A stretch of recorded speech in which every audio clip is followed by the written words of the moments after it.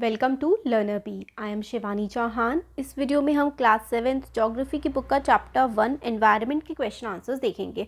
और हमारा जो टेलीग्राम ग्रुप है और बाकी चैनल्स है सबका लिंक डिस्क्रिप्शन में है और इसके चैप्टर का एक्सप्लेनेशन भी डिस्क्रिप्शन में सबकी प्लेलिस्ट मिल जाएगी। तो पहला क्वेश्चन है, आंसर द फॉलोइंग क्वेश्चंस। तो व्हाट इज़ इकोसिस्टम? इकोसिस्टम क्या होता है? तो an ecosystem is the interaction between all living beings with their physical and chemical environment, their surroundings.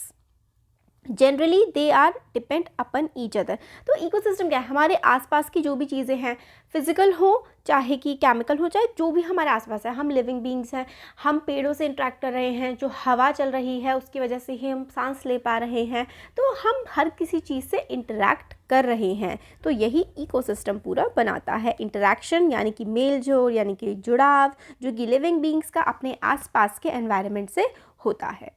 Next है, what you mean by natural environment? Natural environment क्या होता है?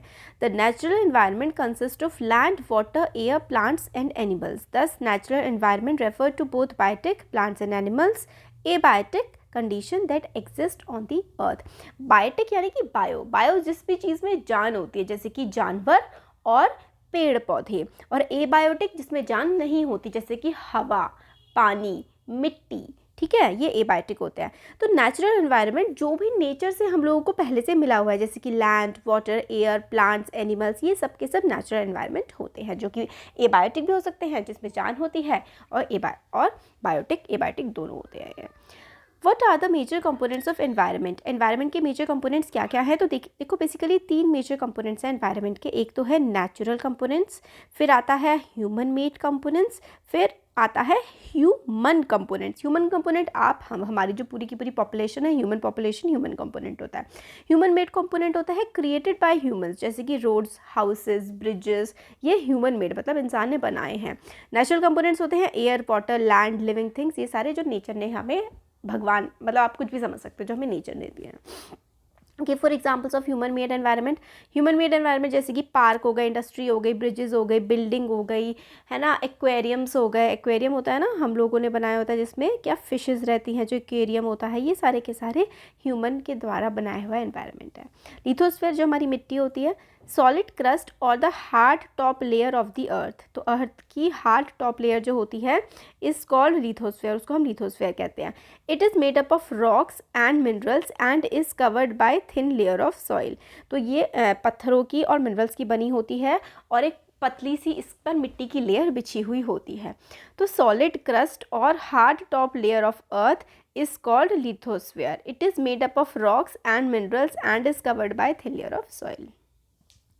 What are the major components of biotic environment? Biotic environment के major components क्या क्या होते हैं? Biotic जिनमें जान होती है बेसिकली, तो प्लांट्स और एनिमल्स, ये 2 मेजर कंपोनेंट होते हैं बायोटिक एनवायरनमेंट के।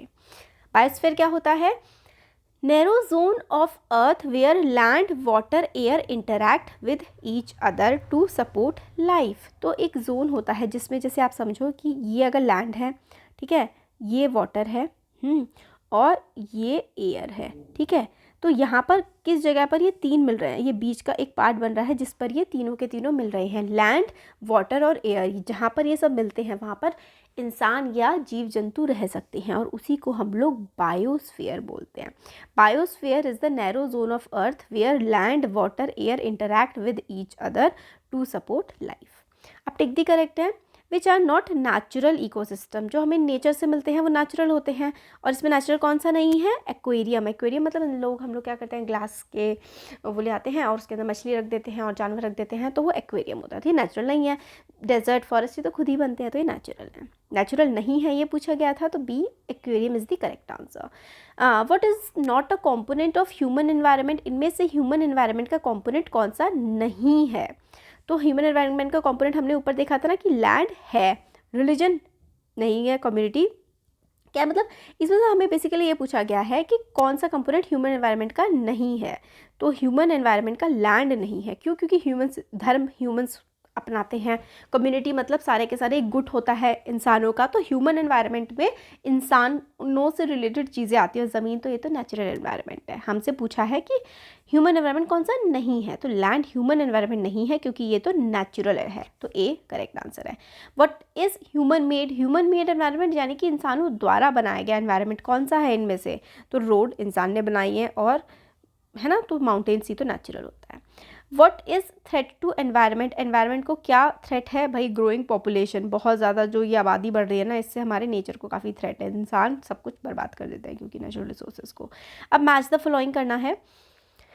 बायोस्फीयर, बायोस्फीयर क्या होता है? Narrow zone where land water and air interact. हम लोगों ने थोड़ा देर पहले पढ़ा था ना कि क्या होता है? Narrow zone of earth where land water air interact with each other to support life, right. तो बायोस्फीयर का इसका आंसर हो जाएगा ई, बायोस्फीयर ई से मैच हो जाएगा।